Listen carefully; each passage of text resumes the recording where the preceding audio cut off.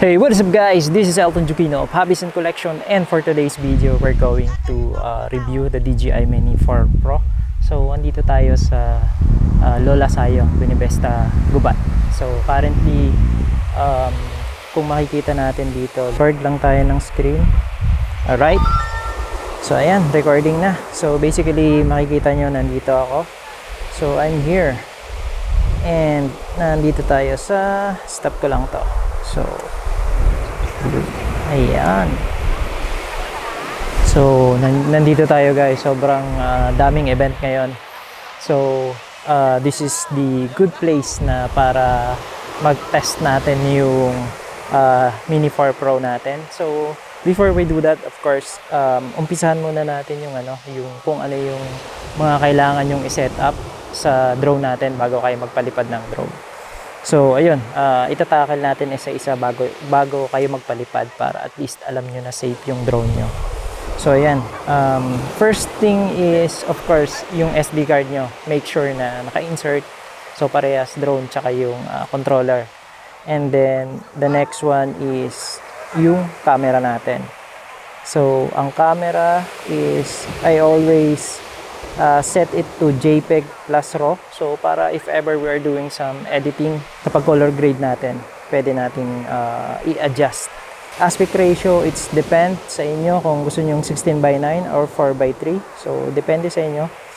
So, for now, let's put it as 16:9. And then sa resolution, so we do have 12 megapixel and 48 megapixel. So, sa single shoot, pwede natin gawing 12 megapixel. So, I think that's the upgrade coming from Mini 3 Pro. So, sa single shoot kasi hindi available yung 48 megapixel. So, dito applicable na siya. So, ayun, maganda. Kasi meron na siyang higher resolution para makuha yan. So, ayun guys.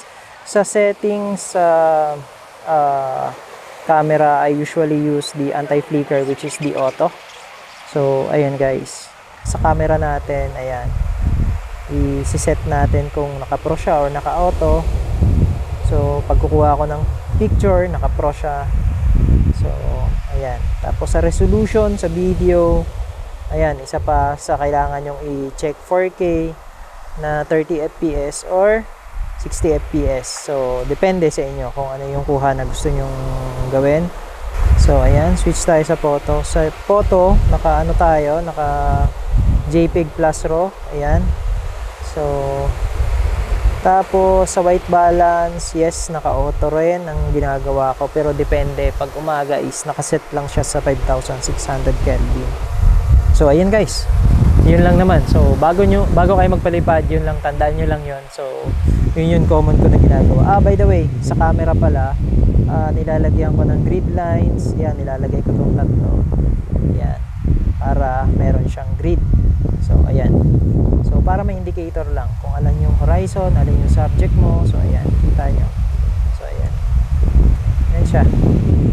So, yun lang. Tapos, of course, make sure na bago kayo magpalipad is nakalock yung GPS nyo. So, ayan. And, sa safety, I always check the obstacle avoidance sa action sa brake. Make sure na naka-brake siya, lalo na pag unang lipad. Tapos yung return to home, so 100 meters, okay, 120 max altitude. Max distance is no limit siya, pero pwede natin lagyan ng limit muna for now. Tapos if ever una yung palilipa rin, so mas magandang i-calibrate nyo muna. So ayan, sa control naman, okay. Transmission, so dual band. Yan.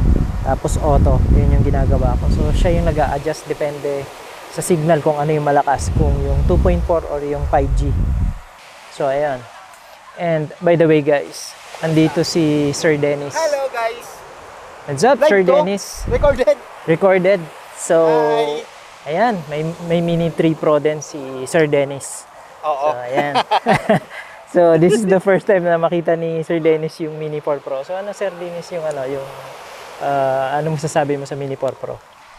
Parang mas maganda siya sa Mini 3. So, ibibenta ko na yan.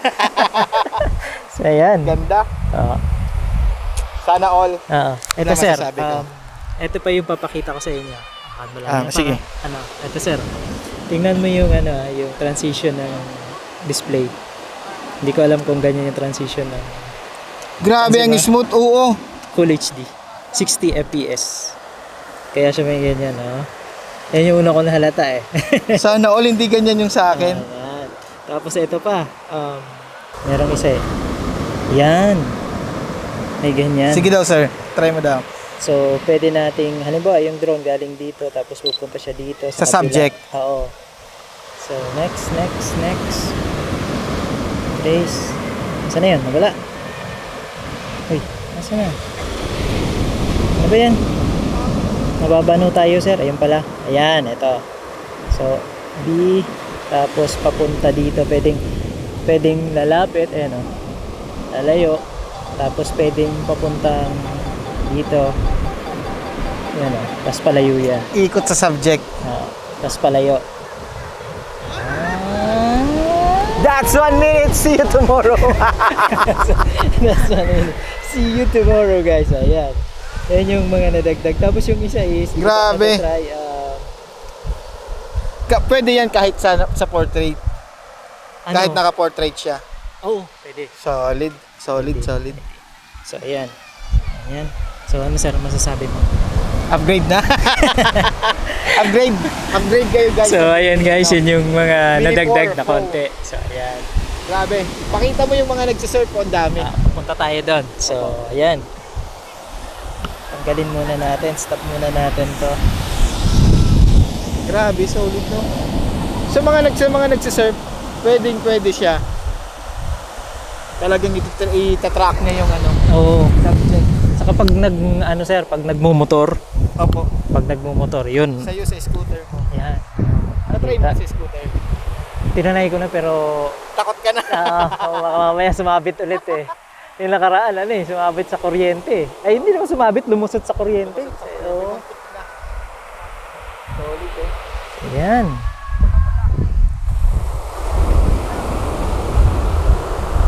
Grabe gamay na. Ganda ng quality, bro.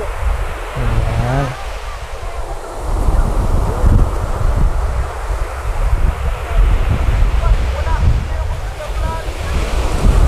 Tapos try natin mag-record sa Paano mag-record sa screen sa camera?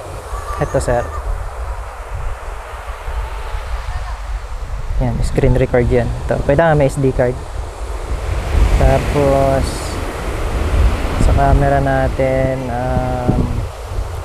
ito, meron tayong HLG saka D-Log. Yan. Try din natin tong HLG.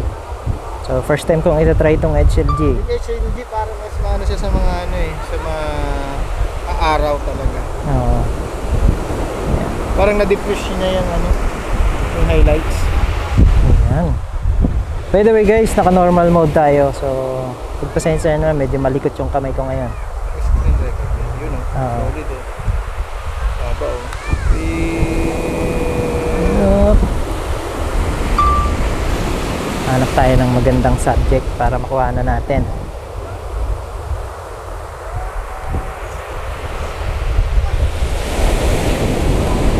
So game sir, try mo habang nandito.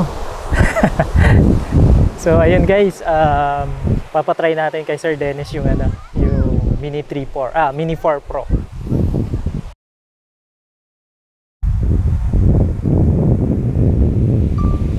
So ayan guys, this is Elton Jukino of Hobbies and Collection. Thank you for watching and ulit. This is Elton Jukino of Hobbies and Collection.